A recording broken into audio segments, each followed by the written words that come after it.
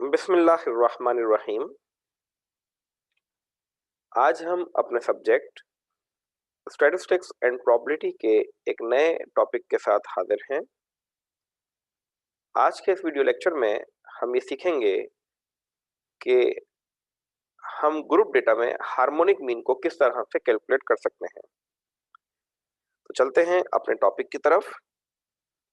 Harmonic mean for group data.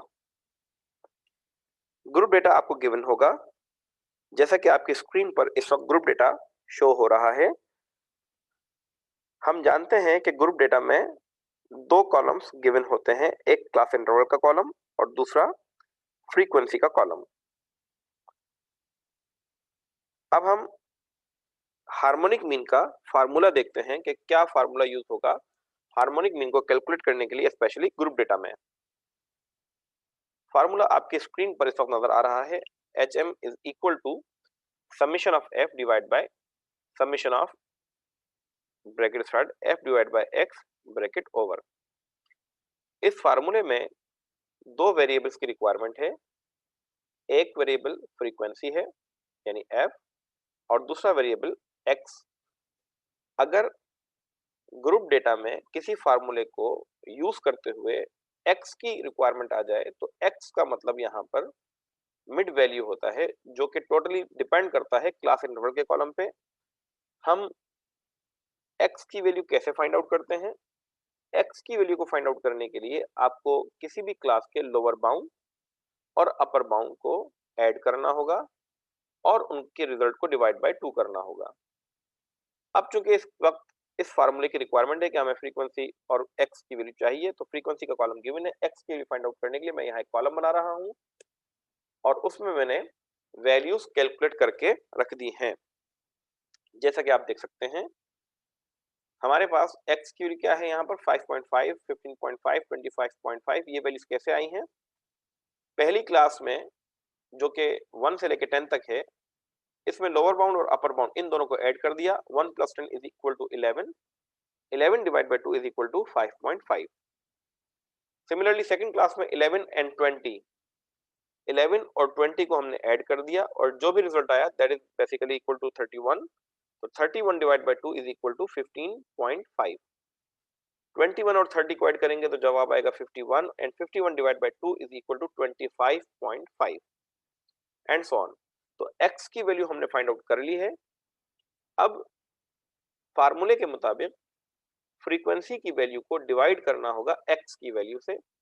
Frequency का column हमारे पास मौजूद है, x का कॉलम हमने कैलकुलेट कर लिया है। Now we can divide these values.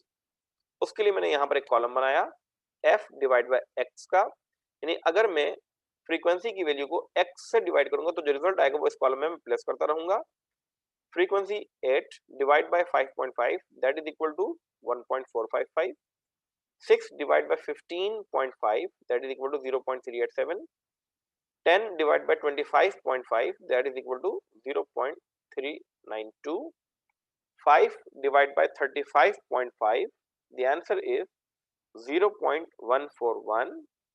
3 divided by 45.5, result is 0.066.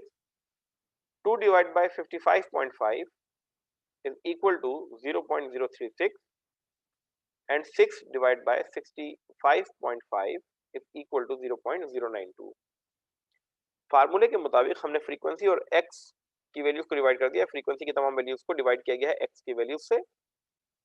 अब आपको फ्रीक्वेंसी का भी टोटल सम चाहिए फार्मूले के मुताबिक, और f डिवाइड बाय x की जो वैल्यूज निकली है, रिजल्ट निकले हैं, इनका भी आपको टोटल सम करना होगा। तो जब हमने इनका टोटल सम किया तो फ्रीक्वेंसी का टोटल सम बन रहा है 40 और f डिवाइड बाय x के जो वैल्यूज हैं उनको जब ऐड किया तो रिजल्ट बन रहा है 2.568। Now we are ready to put the values into formula. hm is equal to summation of f की जगह पर 40 और summation of f divide by x की जगह पर रिजल्ट आएगा 2.568। ये हमारे पास वैल्यूज हमने फार्मूले में पुट कर दी हैं। Now we can divide the values. 40 को डिवाइड करना है 2.568 से, रिजल्ट इज 15.575 और ये हमारा आंसर है। आपने देखा कि कितनी आसानी से हमने ग्रुप डेटा में हार्मोनिक मीन को फाइंड आउट किया। उम्मीद है कि ये टॉपिक आपको समझ में आया होगा। अगर इस टॉपिक में कोई भी कंफ्यूजन हो, कोई क्वेश्चन हो या कोई सजेशन हो, तो आप अपने स्क्रीन पे दिए गए ईमेल एड्रेस पर ईमेल भी कर सकते हैं, और अगर आप चाहें तो इसी वीडियो के कमेंट सेक्शन में जाकर कमेंट भी लिख सकते हैं। इंशाल्लाह मैं आपको ज़रूर रिस्पॉन्ड करूँगा। इंशाल्लाह वेरी सून अगले किसी टॉपिक के साथ हाज़िर होंगे। तब तक के लिए अपना ख्याल रखिएगा। बहुत-बहुत शुक्रिया। अल्लाह हाफ़िज़।